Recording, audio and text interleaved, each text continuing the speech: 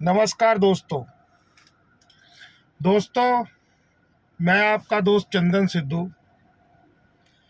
अभी जो खबर मशहूर हुई है वो ये हुई है कि राकेश टिकैत और नरेश टिकैत दोनों को भारतीय किसान यूनियन जो है उससे बाहर कर दिया गया है।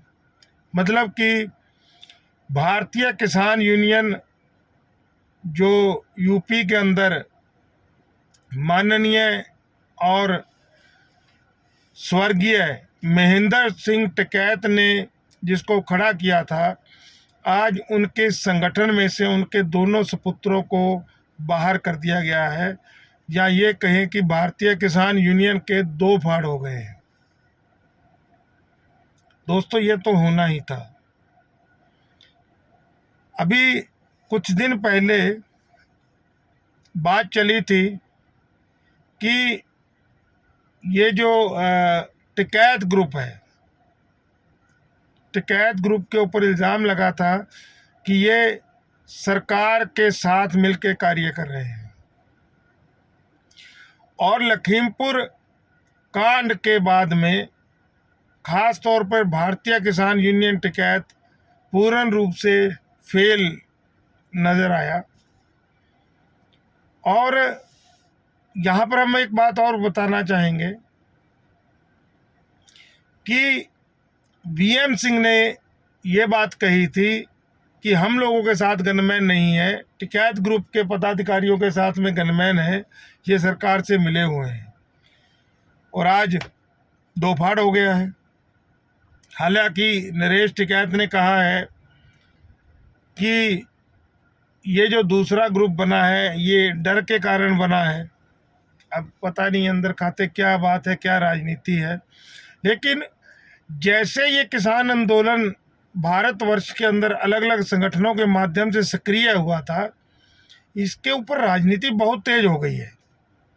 अब उसी तेज राजनीति के रिजल्ट या परिणाम स्वरूप किसानों ने इलेक्शन वगैरह लड़ने का प्रयास किया, राजनीति में कामयाब नहीं हो पाए, और जो किसानों के लिए उनकी डिमांड्स थी वो पीछे हटती गई, वो सब चीज़ें अनदेखी होती गई, और सब हर कोई अपनी गुडविल बनाने के चक्कर में हो गया। ये दुर्भाग्य है, और ये इसी टाइम नहीं हुआ, ये मेरे देश का दुर्भाग्य है। कारण क्या है दोस्तों, अगर आप इतिहास के पन्नों को खंगालेंगे तो आप देखेंगे कि हमारे देश के अंदर एक से एक बड़े धुआंधार और बड़े ही जूझने वाले नेता हुए, लेकिन आखिर के अंदर आपस में ही लड़ भिड़कर देश हित को छोड़कर, समाज हित को छोड़कर, लोगों के हित को छोड़कर आपस में उलझ के रह गए।